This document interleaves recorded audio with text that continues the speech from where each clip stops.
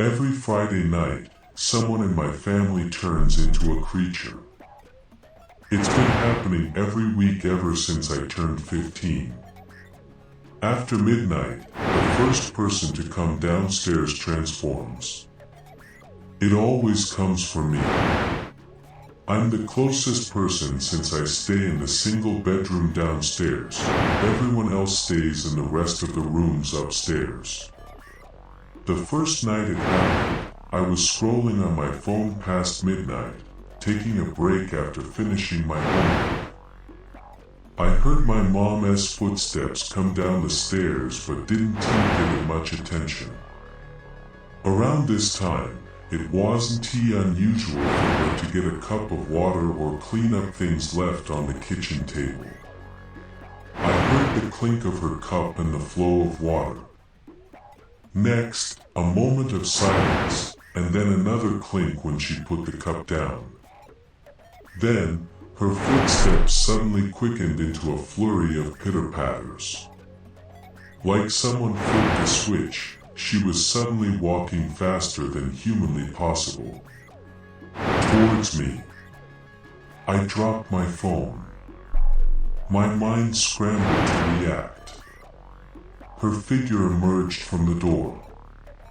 She looked, well, different, to say the least.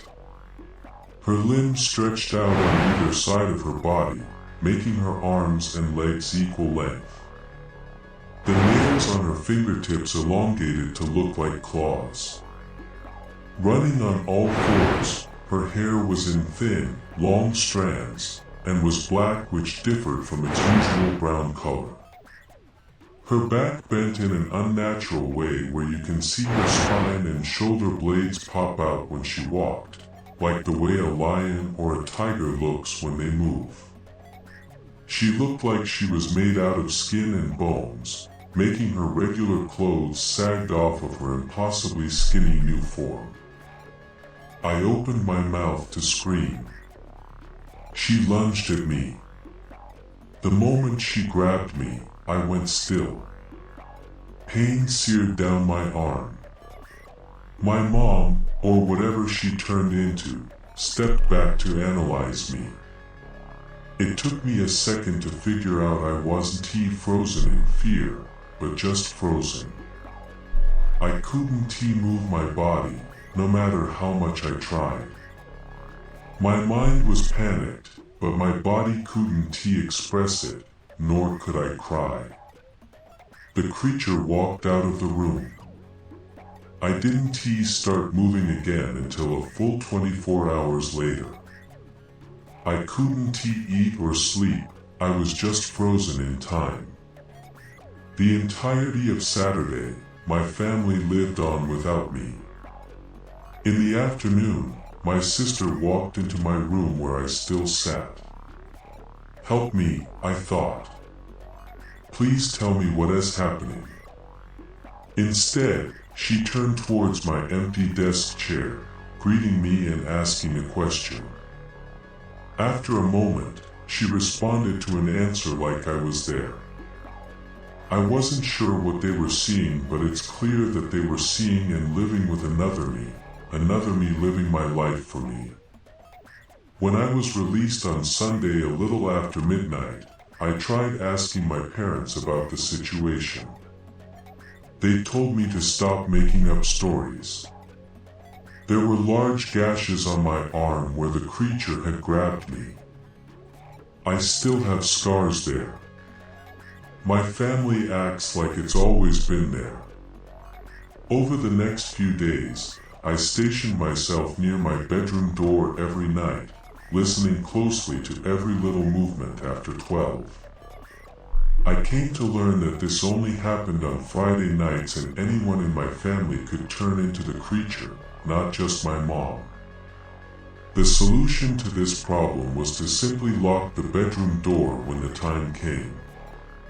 The creature would screech and scramble on the other side, but it wasn't strong enough to knock the door down. Its hands reached under the doorframe, scratching at the carpeted floor, but it was futile. Over time, it became something of a joke. I would lock the door and listen for the quick footsteps before saying something like "shut up" or "fuck off." Without fail, it always evoked a loud screech from the creature, and then I would laugh as it crashed against the door. The funny thing was, each one of my family members has a different screech, so I could tell who it was by listening to their vocalizations. Then I would confirm by looking at the hands that reached under the door, which remained unchanged after the transformation despite the nails.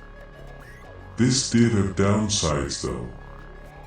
If I had to study late into the night or if I was trying to sleep, I would always put in earplugs to try to drown out the relentless banging on the door.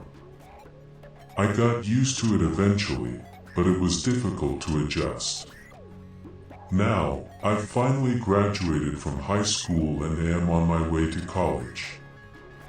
I've dreamed about this for years, about not having to stay on my toes on Friday nights and enjoying it just like everyone else.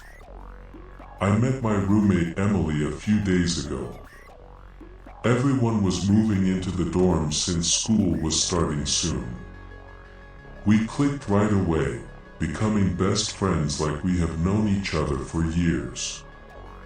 We spent some time exploring campus and partying together. She was the best roommate I could ever hope for.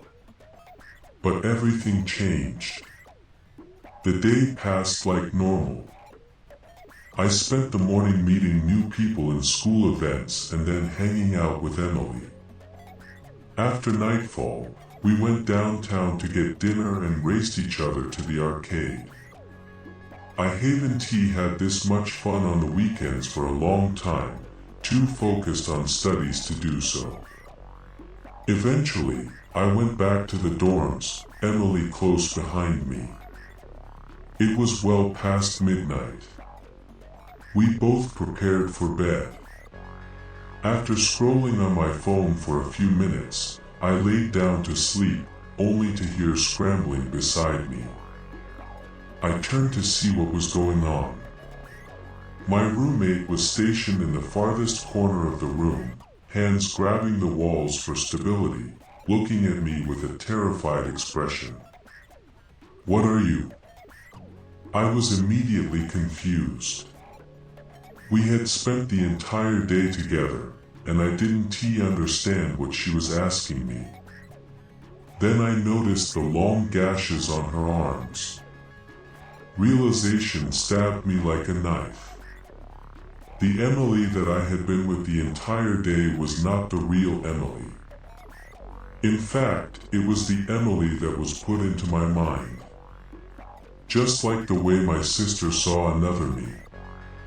She had been frozen until now. I didn't mean to make her go through that. I never meant to hurt her. I told her everything. I've already requested a single room under special circumstances. While waiting for the request to be approved, I've been sleeping in the bathroom every Friday night, locking myself away to keep Emily safe. The cold bathroom floor gives me peace. It ensures that I won't be able to hurt anyone ever again, on top of taking a day out of their lives.